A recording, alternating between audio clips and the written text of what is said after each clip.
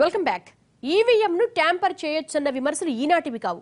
2009 ఎన్నికల తర్వాత కూడా ఇదే ప్రశ్నలు చాలా చోట్ల తలెత్తాయి. అయితే ఎవరు ఎన్ని చెప్పినా ఈవీఎంలు ట్యాంపర్ కావంటూ బల్లగుద్ది చెప్తోంది ఈసీ. కావాలంటే రుజువు చేస్తామంటున్నారు మరికొందరు. మరి ఈ సమస్యకు పరిష్కారం ఎప్పుడు దొరుకుతుంది, ఎలా దొరుకుతుంది? ఈవీఎంలను ప్రింటర్లకు అనుసంధానించి ఓటింగ్ స్లిప్ ఇస్తే సరిపోతుందా, లేక ఈ విధానం వల్ల మరో కొత్త సమస్య పుట్టుకొస్తుందా?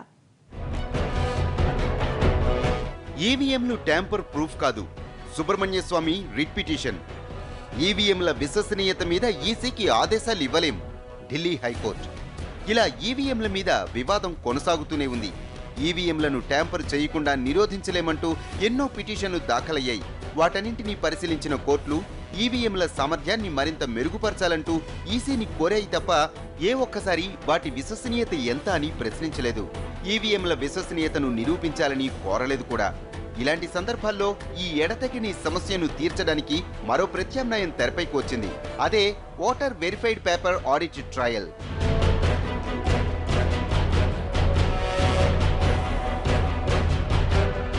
Voter verified paper audit trial అంటే ఎవరైనా వ్యక్తి వేసిన ఓటుకు ప్రతిగా రసీదు ఇవ్వడం అన్నమాట.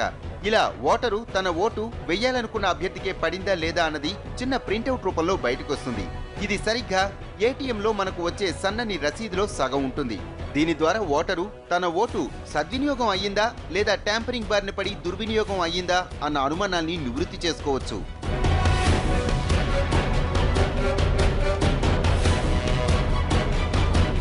ఈ విధానం మీద ఎన్నో విమర్శలున్నాయి. 2014 సార్వత్రిక ఎన్నికల్లో దేశంలో 543 లోక్సభ స్థానాలకు జరిగిన ఎన్నికల్లో 8 స్థానాల్లో ఇలాంటి voter verified paper audit trial ను అనుసంధానించారు. ఆ సార్వత్రిక ఎన్నికల్లో లక్నో, గాంధీనగర్, బెంగళూరు సౌత్, చెన్నై సెంట్రల్, జాదవ్పూర్, రాయ్పూర్, పఠాన్ సాహెబ్, మిజోరాంలలో ప్రయోగాత్మకంగా ఈ ఓటింగ్ స్లిప్ విధానాన్ని పరిశీలించారు. ఈ ప్రింట్లో అభ్యర్థి పేరు, బ్యాలెట్ బాక్స్ లో ఉన్న అతని క్రమ సంఖ్యతో పాటు సదరు అభ్యర్థికి కేటాయించిన గుర్తు కూడా ప్రింట్ అవుతుంది.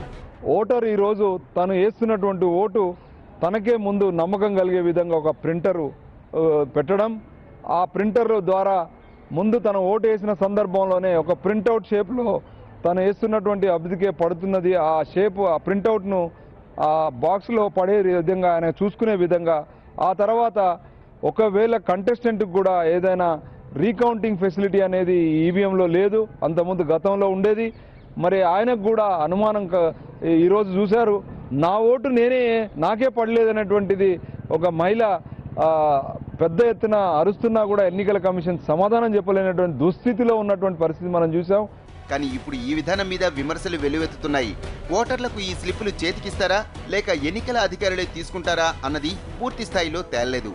ఇప్పటి వరకు అయితే ఇలా ప్రింట్ అయిన స్లిప్ మళ్లీ అదే బాక్సులో పడిపోయేలా ఏర్పాటు చేశారు. కానీ దీని మీద కూడా విమర్శలు తలెత్తాయి. ఇందులో కూడా ట్యాంపర్ చేసే అవకాశం ఉందన్నారు.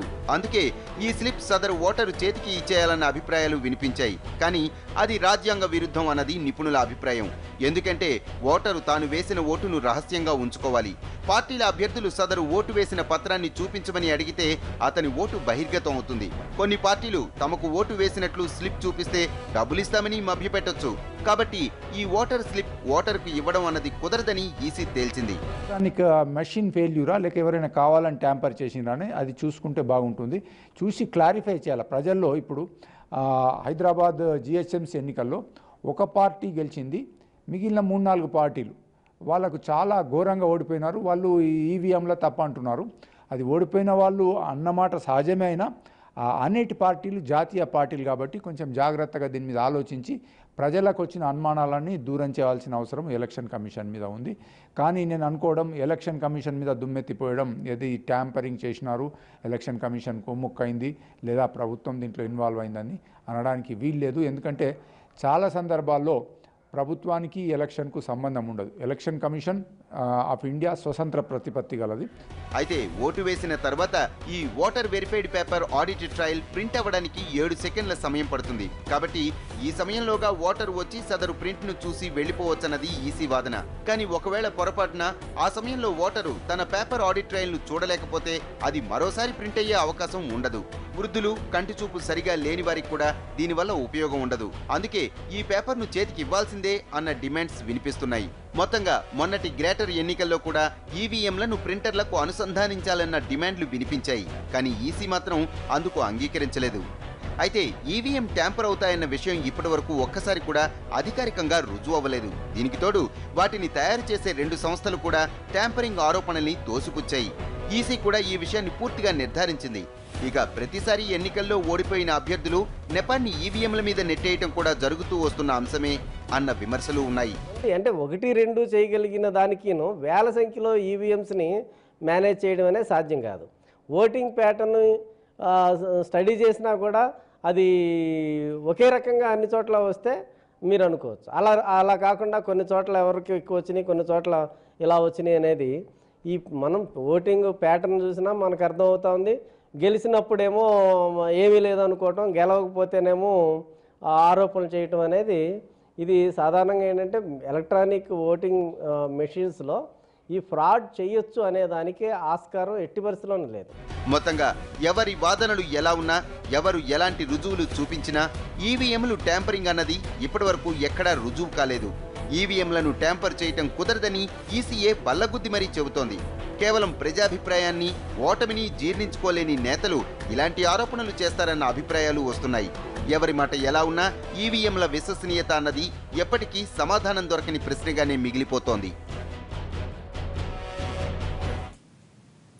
ఇది వాళ్ళ స్టోరీ బోర్డ్. మరో అంశంతో మళ్ళీ కలుద్దాం.